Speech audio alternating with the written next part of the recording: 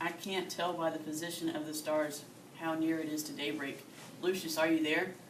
I wish I had that weakness to sleep too soundly. Come on, Lucius, wake up, I say. Lucius! Did you call me, my lord? Put a candle in my study, Lucius. Call me when it's lit. I will.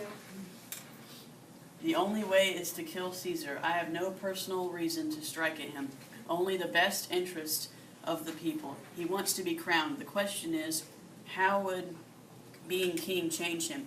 Evil can come from good, just as poisonous snakes tend to come out into the open on bright sunny days, which means we have to walk it carefully. If we crown him, I have to admit we'd be giving him the power to do damage.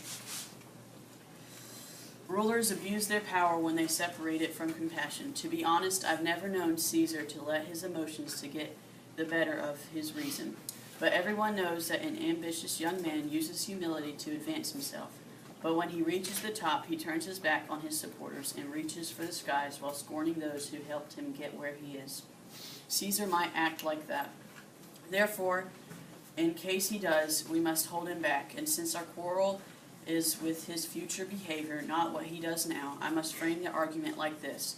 If his position is furthered, his character will fulfill these predictions, and therefore we should liken him to a serpent's egg.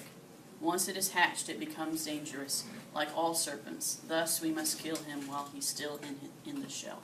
The candle was burning in your study. I found this later, and I'm sure it wasn't there by your bedside. Go back to bed. It isn't daybreak yet. Tomorrow's the Ides of March. I don't know, sir. Check the calendar and come tell me. I will.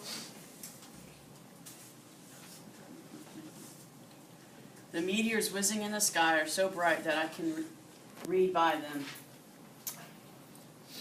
Brutus, you're sleeping. Wake up and look at yourself. Is Rome going to, etc. Speaking, strike, fix the wrongs. Brutus, you're sleeping. Wake up. I've noticed many such calls to action left where I could find them. Is Rome going to... What does this mean? Will Rome submit to one man's power? My ancestors drove Tarquin from the streets of Rome when he was pronounced as king. Speak, strike, fix it. Is this asking me to speak and strike? O Rome, I promise you, if you're meant to receive justice, you'll receive it by my hand. 15 days of March have gone by. Good. Go to the gate. Somebody is knocking. I haven't slept since Cassius first began to turn me against Caesar. From the time when you decide to do something terrible to the moment you do it, everything feels unreal, like a horrible dream. The unconscious and the body work together and rebel against the conscious mind. Sir, is your brother Cassius in the door? He wants to see you. Is he alone? No, sir. There are others with him. Do you know them? No, sir. Their hats are pulled down over their ears and their faces are half buried under their coat. So there's no way to tell who they are. Well, let them in. It's the faction that wants to kill Caesar. O conspiracy, are you ashamed to show your face even at night, when evil things are most free? If so, when it's day, where are you going to find a cave dark enough to hide your monstrous face? No, don't bother to find a cave, conspiracy. Instead, hide your true face behind smiles and friendliness. If you went ahead and exposed your true face, hell itself wouldn't be dark enough to keep you from being found and stopped.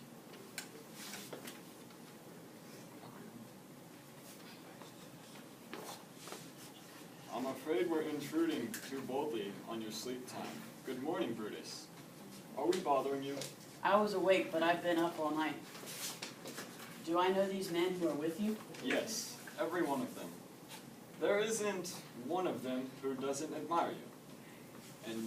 And each one of them wishes you had as high an opinion of yourself as every noble Rome has of you. This is Trebonius. He's welcome here. This is Decius-Ridge. He's welcome too. This is Casca. This is Cinna, and this is Metellus-Makayla. They're all welcome. What worries have kept you awake tonight? Can I have a word with you? Here's the east. Won't the dawn come from here? No. No. Excuse me, this is great. That lace the vows at the beginning of dawn.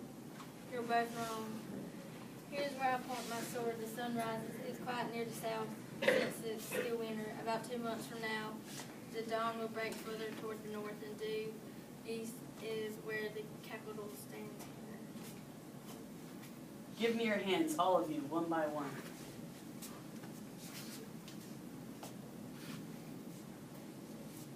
And let us swear to our resolution. No, let us not swear an oath. If the sad faces of our fellow men, the suffering of our own souls, and the corruption of the present time aren't enough to motivate us, let us break it off now, and each of us go back to bed. Then we can let this ambitious tyrant continue unchallenged until each of us is killed at his whim. But if we have reasons that are strong enough to ignite cowards into action and to make weak women brave, I think we do. Then, countrymen, what else could we possibly need to spur us to action? What bond do we need other than that of discreet Romans who have said that what they're going to do and won't back down? And what oath do we need other than that we honest men have told each other that this will happen or we will die trying? Swearing is for priests, cowards, overly cautious men, feeble old people, and those long-suffering weaklings who welcome abuse. Only men whom you wouldn't trust anyway would swear oaths, and for the worst reasons. Don't spoil the justness and virtue of our endeavor, nor weaken our irresponsible spirits by thinking that we need a binding oath, when the blood that every noble Roman contains within him would be proven bastard's blood if he broke the smallest part of any promise he had made. But what about Cicero? Should we see what he thinks? I think he will stand strong with us. Let's not leave him out.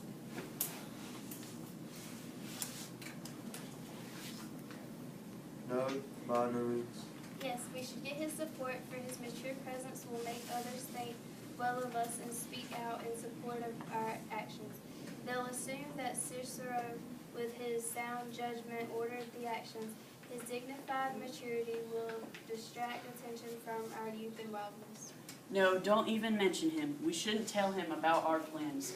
He'll never follow anything that other men have started. Then leave him out. Indeed, he's not right for this.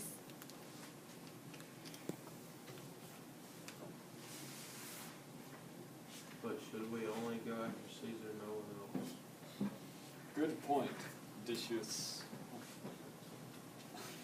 I don't think it would be wise to let Mark Antony, whom Caesar is so fond of, outlive Caesar. We'd find that he was a dangerous plotter, and as you know, his connections, if he put them to good use, might be enough to hurt us all. To prevent this, Mark Antony should die along with Caesar. Our action will seem too bloody if we cut off Caesar's head and then hack at his arms and legs too. Caius Cassius, because Mark Antony is merely one of Caesar's arms, it'll look like we killed Caesar out of anger, and Mark Antony, because Mark Antony is merely, we killed Caesar out of anger and Mark Antony out of envy. Let's be sacrificers but not butchers. Caius, we're all against what Caesar stands for, and there's no blood in that. Oh, how I wish we could oppose Caesar's spirit, his overblown ambition, and not hack up Caesar himself. But unfortunately, Caesar has to bleed if we're going to stop him. Noble friends, let's kill him boldly, but not with anger. Let's carve him up like a dish fit for the gods, not chop him up like a carcass fit for dogs. Let's be angry only